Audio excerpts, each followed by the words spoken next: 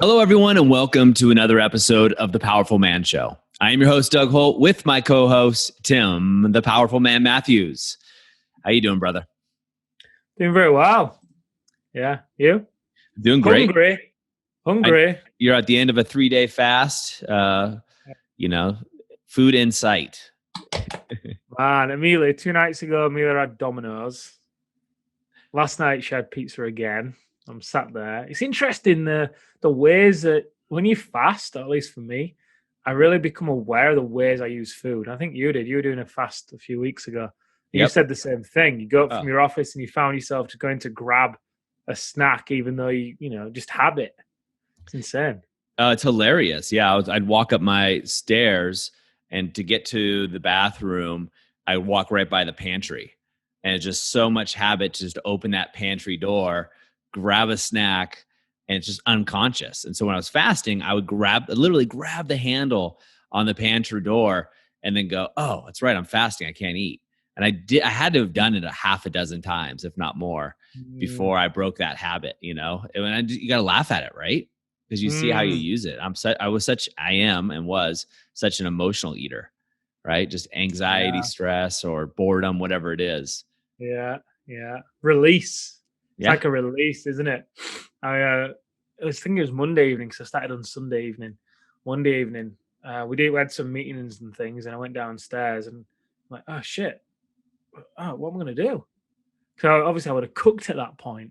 Yep. I'm just sat there on the sofa, just kind of sat there chatting with Amelia while she's eating, and I'm like, this is weird.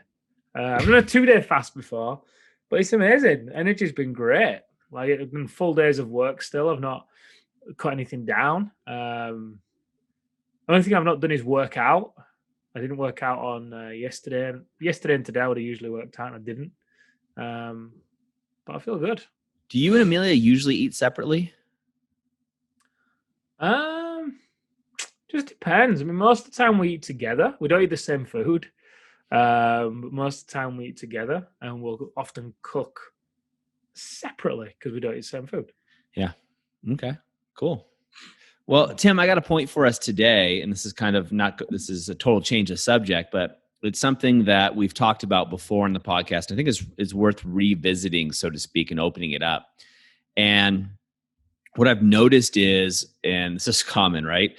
You and I, of course, we never do it in case anybody's listening, our wives are listening, our partners.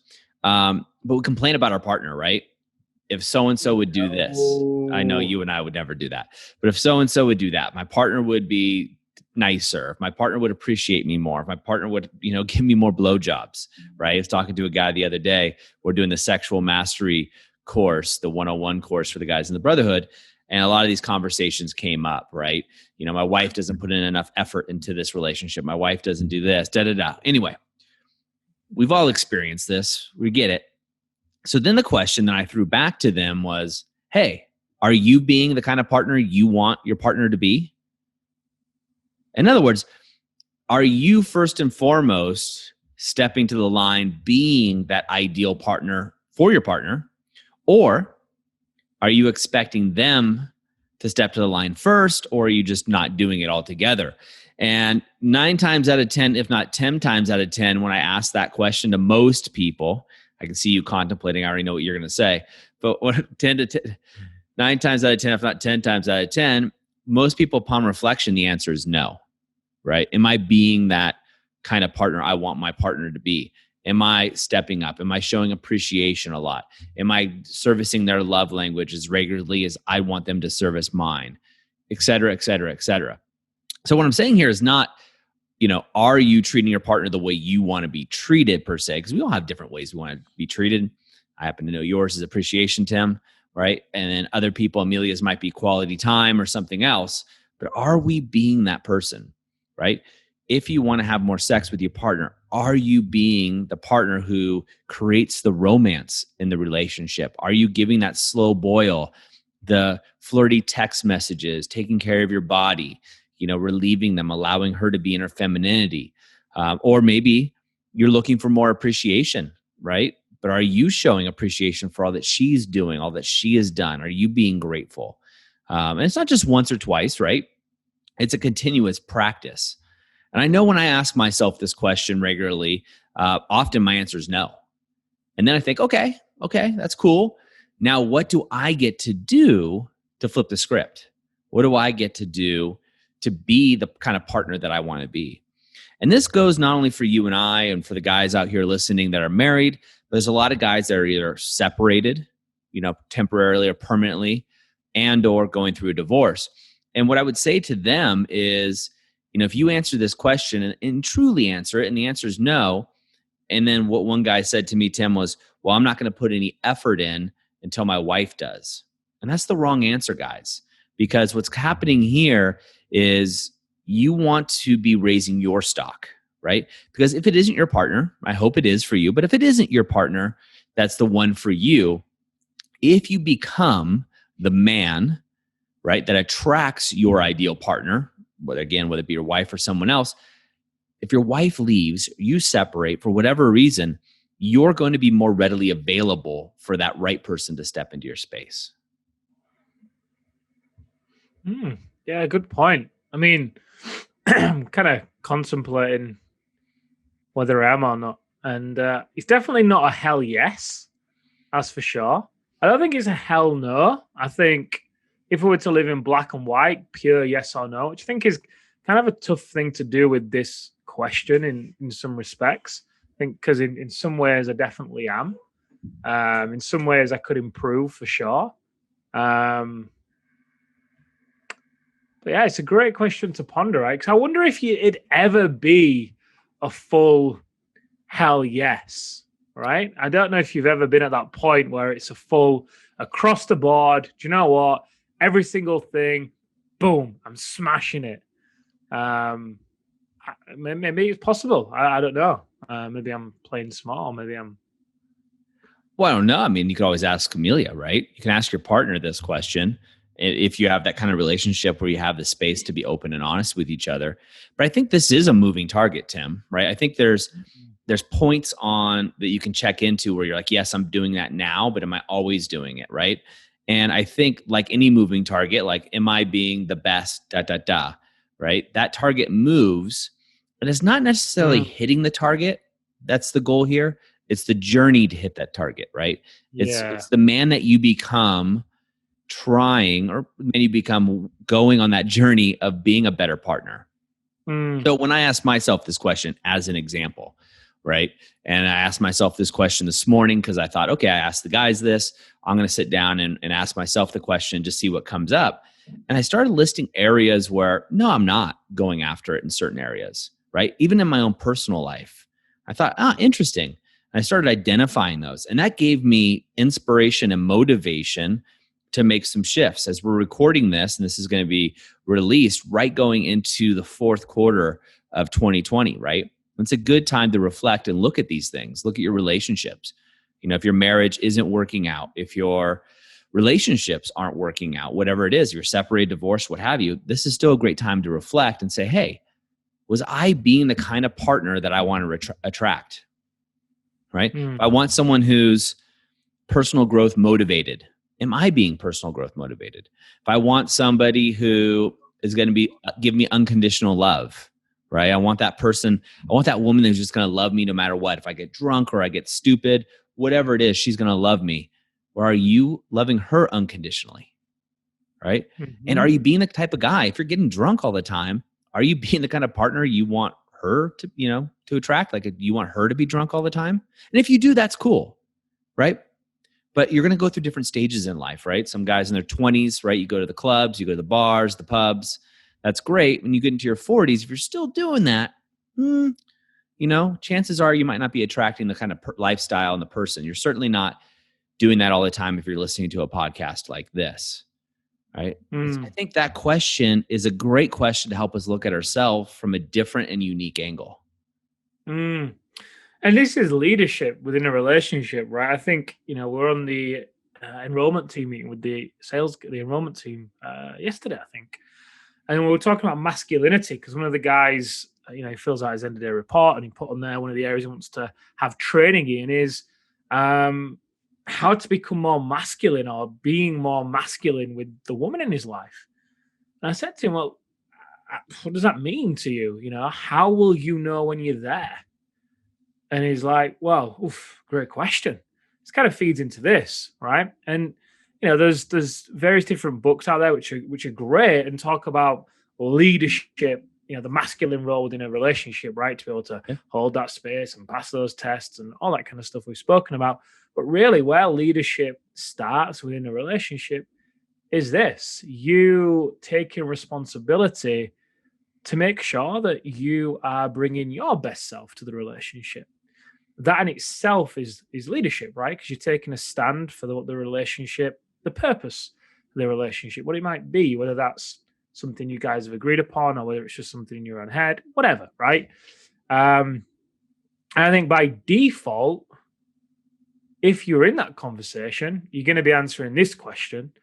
And yeah, again, I don't think I think it's a dangerous place to be if you ever arrive at the point where you think, do you know what? Boom, I've made it. You know, Oh that's yeah. it. Work is done. And I am, even for myself, you know, if I ever think that, do you know what? I am being the best I could be in this relationship and I don't have to do anything else. And it's again, that's when I become lazy. I mean, I'd imagine that's when I'd become lazy.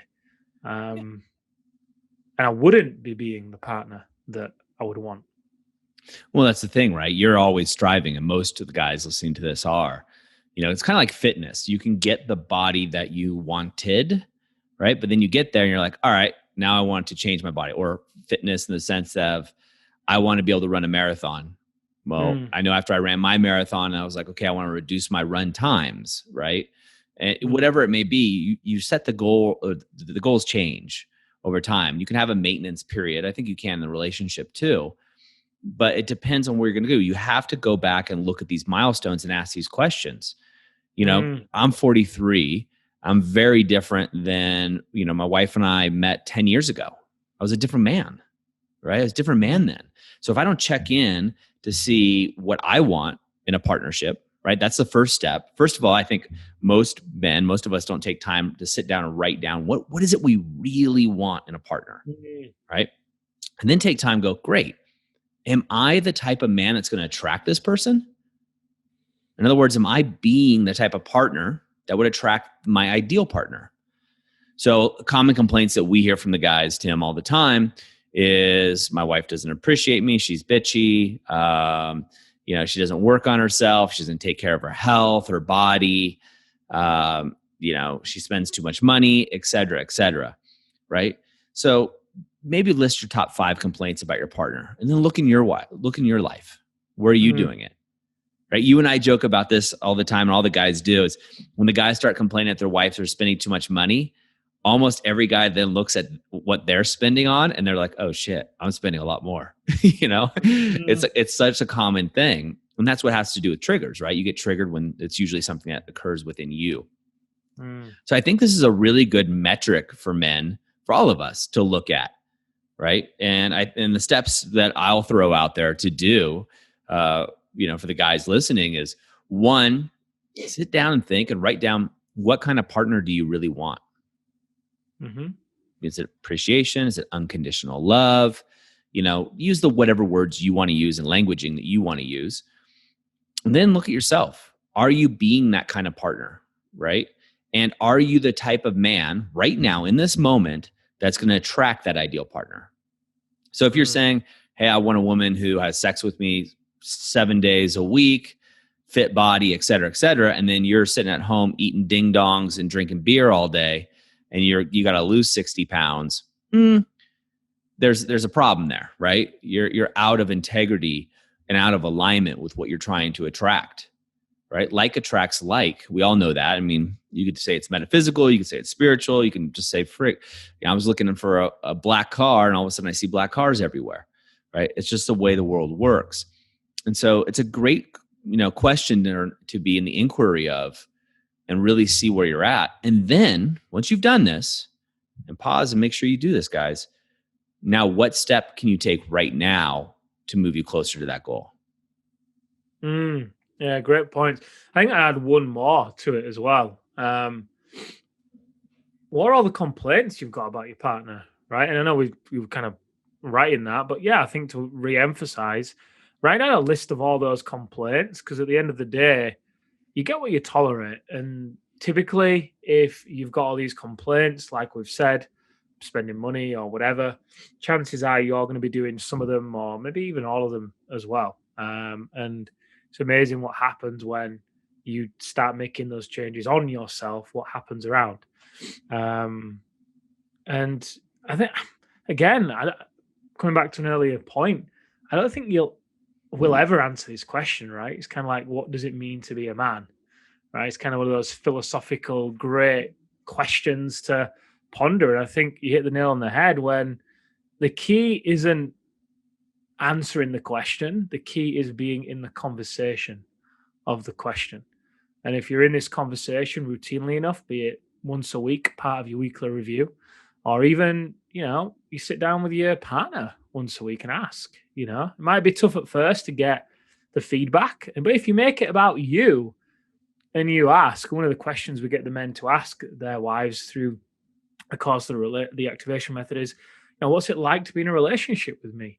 Which is kind of similar to, am I being the partner that you want? And just imagine, guys, what might happen if you were to ask the question, take the feedback, make the changes, and then a few weeks later, ask the question, take the feedback, make the changes, without trying to make it about your wife, without trying to change her, without using it as an opportunity to air your frustrations, but instead just taking care of your side of the street. Chances are that's going to create an environment for your wife to blossom and open up and see you and be like, wow, he's making these changes and he's taking it on board. And I feel safe. I feel inspired. I'm going to kind of do it too. It's amazing to see. It often happens with the guys as they go through the activation method and the brotherhood and they stop trying to change others or complain about others and just, change themselves. You say it often, right? So what do you say about the other people not changing? I can't remember what year. You probably don't know. I'm not sure what you're talking about. You say that many great lines, Doug, that you can't even remember them. Yeah. But anyway, yeah. It's amazing what happens when you change yourself and focus on you. Yeah. So, also what I think is really important, guys, here, and I'm just going to be straight, is if you're not doing these exercises, you're being a victim. You're choosing to play the victim role, right? If you're not doing the work, you're being a victim.